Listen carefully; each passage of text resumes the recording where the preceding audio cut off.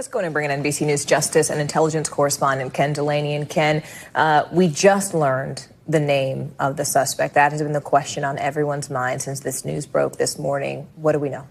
Let's go and bring in NBC News Justice and Intelligence correspondent Ken Delaney. And Ken, we just learned the name of the suspect. That has been the question on everyone's mind since this news broke this morning. What do we know?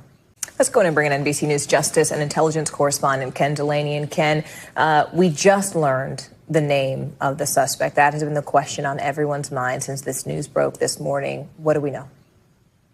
That's right, Morgan and Kate. 4 senior law enforcement officials briefed on this matter say they have preliminarily identified this suspect as Shamsuddin Jabbar, with a birth date of October 26th, 1982. Again, Shamsuddin Jabbar. Now, they are still trying to determine information about his movements, his travel, his background, all that sort of thing. We obviously are scouring public records to learn as much as we can about this individual with a rather uncommon name. But that is the name, and clearly they are investigating. Liberal media is just so ridiculous. Like, oh, it's not a common name. It's an ISIS name, okay? You definitely know what it means. And then he had an ISIS flag on the back of the actual truck. So this is, come on, y'all. This is ridiculous. Whether this attack was inspired by ISIS, as we've been reporting, they're investigating whether a pole with a black flag affixed to the back of the truck was in fact an ISIS flag. These are all questions that are up in the air right now, but that is the identity of the suspect. It ain't up in as the air. We have learned it. This is reporting with. This is known information that they know. I'm just wanting to give you guys an update on who the suspect was, and pretty much it's a terrorist attack, and we can all officially say that it's a terrorist situation. And yes, he did have an ISIS flag on the back. For them to act like they don't know that, that's already confirmed. It's pretty confirmed, okay? So I'll finish letting this play out, and then I just wanted to come in real quick to kind of bring you guys an update to the news. Tom Winter, Julia Ainsley, and myself, guys. And just a short time ago, we were playing back, Ken, the video of President Biden speaking, and he was asked a number of questions by reporters a number of times about the suspect and whether the suspect was from the U.S. or perhaps from somewhere else. Do we have any clarity on that yet? We do not have clarity on whether this is a U.S. citizen or where he was from. They're investigating whether he was not the owner of the truck. In fact, whether he got the truck from somewhere else. The truck had Texas plates. So all that is up in the air. We're trying to learn that. In fact, I've been standing here waiting to go on the air, so our colleagues may know more than I do at this point. We'll wait to see if they put notes in the system. But that is an open and active question right now. You can expect that President Biden may not have been briefed on. This is changing. Shut up. He's not even coming in front of the actual TV unless he's been briefed on it. They're going to brief him before he say anything so he can be accurate about the information. They not go just let him come on and he don't know nothing. And then you piece of shit news anchors get kind of, and this guy is making up excuses. So he's a liberal. And it's like MSNBC is down the rabbit hole, dog. Or not, just not even MSNBC. This is the actual, the mothership, NBC News. It's ridiculous. So let's see what the other clip says. But now that we know the suspect's name, I just want to make sure that people give a little bit more unemotional, objective analysis of it and stop trying to make Biden look good and all the other stuff. It is what it is. Hi, everyone, and thanks for joining us here on CBS News 24/7. I'm Lindsay Reiser, and we are following breaking. Hi, everyone, and thanks for joining us here on CBS News 24/7. Sorry about that. It's a little thing I got to do when I play the clips. Round barricades and hurtled down the street. Police officers,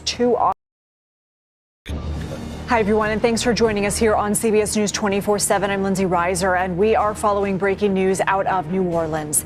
At least 10 people are dead and dozens more injured after city officials say a man intentionally drove a pickup truck into a crowd of people. This happened on the world-famous Bourbon Street overnight as people were celebrating the new year. It was around 3:15 in the morning local time. Officials say the man drove around barricades and hurtled down the street in very intentional behavior before opening fire on police officers. 2 officers were hit by gunfire. They are in stable condition in the hospital. CBS News has learned the suspect is dead, shot and killed by police. Officials say a long gun was recovered from the scene, and according to an investigative reporter with our affiliate WWL, it had a silencer, or more specifically, a suppressive device attached to it. Several potential explosive devices were also recovered near the scene and are being analyzed. The FBI is investigating this as a terrorist attack, and two sources familiar with the investigation tell CBS News the deceased suspect was wearing body armor. The truck that plowed through that crowd appeared to be flying a large black flag from the rear bumper, according to CBS News reviews of images. And law enforcement sources tell CBS News that investigators are looking into whether the flag is an ISIS flag or possibly tied to another foreign terror organization. Anna Schechter joins us now in Studio 57. She's a senior coordinating producer for our CBS News Crime and Public Safety Unit. What is the latest you're learning about the suspect? The latest we can report the name of the suspect that investigators have homed in on. His name is Shamsud Din Jabbar, 42 years old, a U.S. citizen, resident of Texas. There are previous criminal record, including theft and driving with a suspended license. So we're starting to piece together the profile of the man who carried out this attack at this time. So chilling. It does appear that this person took some time to prepare for this, prepared the vehicle. It looks like there was a flag. Investigators are saying they're investigating whether it's an ISIS flag or possibly another terror group. Foreign. Look like I'm gonna be giving you guys another update because they're saying that he's an American citizen. How did he become American citizen like that? You get what I'm saying? I mean, like, was it a work visa? Was it a immigration program? What's the situation that made him an American citizen that would do some crazy stuff? So meaning that we got sleeper cells here, y'all. We literally got sleeper cells here that's getting activated to do terrorist acts. It's ridiculous, man. This is a dumpster dive, this country. Terror group's flag. Did this vehicle belong to the suspect? It seems the vehicle was obtained through like a ride-share app program in Texas. So it was like a rented vehicle. So that's what we know at this time, not necessarily belonging to Din Jabbar, but that the vehicle was rented in Texas and then driven to New Orleans to carry out this attack. He was wearing tactical gear. We have a photo of him after he was killed by police, gunfire, and he's wearing like camouflage pants, tactical gear. According to law enforcement sources, the long gun that he had a device that acts as a silencer. So all of this points to premeditation and a will to carry out an attack that would inflict as much carnage as possible. And this suspect did open fire when that truck stopped, right? What can you tell us about that? That's right. So as the truck was ramming through people, the suspect opened fired. Police then engaged in gunfire. He shot two police officers. Two are in the hospital recovering. Hopefully we'll make a full recovery.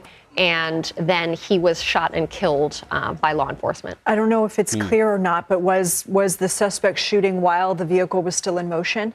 Our sourcing indicates that it possibly was, that they're looking at that, whether while he was plowing through is the term that they used, plowing through this crowd of people. There were dozens of people there out and about. It was New Year's Eve or just after New Year's in the early hours of the morning.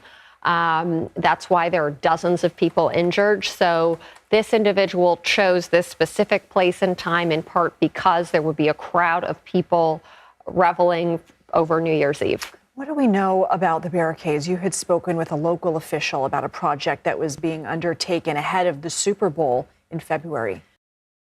Okay, so that's pretty much, they talking about stupid stuff now. But yeah, so now you know who it is, you know its intentions, you know everything you need to know about it. I don't know why they trying to act like it's just crazy. Let me show that image to you guys again. This picture of the actual truck, and you can see the flagpole on the back of the truck and stuff. You get what I'm saying? So for them to act like they don't know if it's an ISIS flag or not, it's like right here. If you can see that where the license plate is, that pole goes all the way up and it's got a flag down. They try to cover it to act like, because they didn't want the media to know that it was ISIS at the time, but we know now. So, okay. I'll see you guys on the next episode. It's just a little quick jump in to kind of give you guys an update on the terrorist attack in New Orleans. See you guys on the next time.